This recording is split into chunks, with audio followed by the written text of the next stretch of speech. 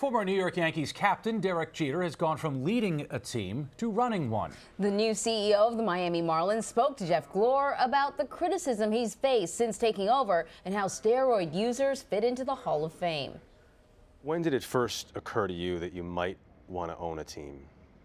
You know, this is something I talked about, maybe 10 years before I retired. So I learned as much as I could about player development and scouting. You know, I think there's bits and pieces that you learn over time that prepare you for this, but I've always wanted to, you know, I always had ownership aspirations, and you never knew when that opportunity would come. But it happened quickly. It was only 3 years after I retired. Yeah. Who are your role models when it comes to owners and folks who run sports teams? Oh, man. You know, in my mind, you know, I learned under arguably the greatest owner in sports in George Steinbrenner. And, you know, he was someone, he had that old football mentality, and it was, you know, you should win every single day. And, you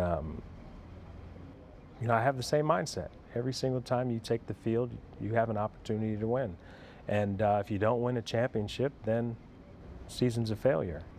The narrative has been Derek's got to the team. They have no chance this year. Nobody's going to show up. What's he doing?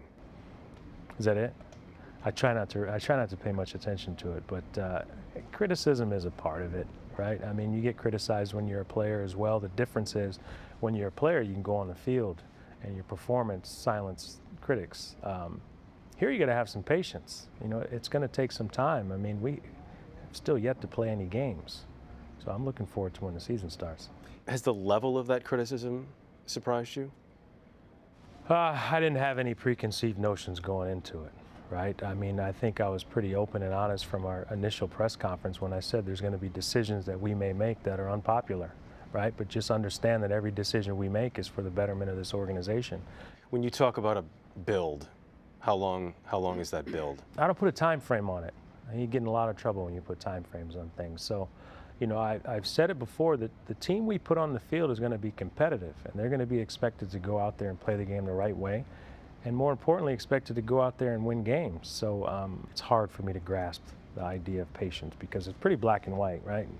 When you're playing a sport, you either win or you lose. In business, you got to have a long-term plan, and you got to have patience to get there. So I'm learning that part of it. Roger Clemens, Barry Bonds, those whose names have been associated with PEDs, should they be in the Hall of Fame? Well, I think it's a tough question, right? It's you know, a question for if someone is accused or someone has proven to do, right? There's two different sides of that. You know, the thing that makes it tricky also is, you know, you have so many different people with so many different opinions that make that decision. And, you know, some opinions change over time. Some people are bullish on their opinions.